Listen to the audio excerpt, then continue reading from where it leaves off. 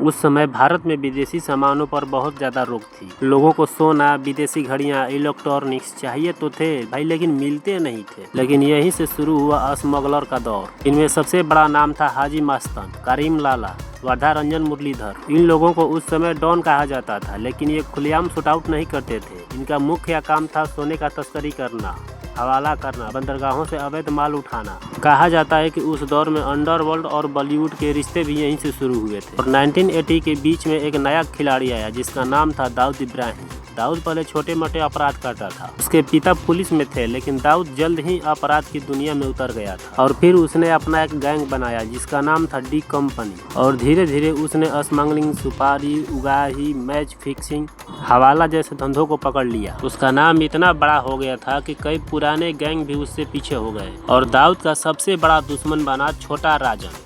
पहले दोनों साथ थे, लेकिन बाद में दोनों अलग हो गए और मुंबई में खूनी गैंगवार शुरू हो गई, जैसे कि दिन दहाड़े शूट आउट, होटल और सड़कों पर हत्या, बिल्डरों और व्यापारियों से अवैध वसूली। ये सब उस वक्त बहुत आम बात हो गई थी। फिर 12 मार्च 1993 को मुंबई में सिलसिलेवार बम धमाके हुए और यह भारत के सबसे बड़े आतंकी हमलों में गिना जाता है। और इस धमाके में 250 से ज्यादा लोगों की मौत हो गई थी और सैकड़ों लोग घायल हुए थे। जांच में दाऊद इब्राहिम और उसके नेटवर्क का नाम सामने आया। उसके बाद से वह भारत छोड़कर चला गया। उसकी तलाश अंतर्राष्ट्रीय स्तर पर भी हुई और डी कंपनी की पूरी दुनिया में बदनामी हुई। और 1920 के दशक में भी कई खबरें सामने आई। फिल्म प्रोड्यूसर को भी धमकी मिलती थी, कलाकारों से अवैध संबंध बनाए जाते थे, फिल्मों पर भी पैसा लगाया जाता था। और इसी समय मुंबई माफिया पर आधारित कई फिल्में भी बनी, जैसे Satya, company, shoot out, Lokhandwala. Mumbai underworld की दुनिया में सबसे पहला नाम आता है दाऊद इब्राहिम, दूसरा आता है छोटा राजन, तीसरा है अरुण गावली और चौथा है हाजी मस्तान और पांचवा है करीम लाला।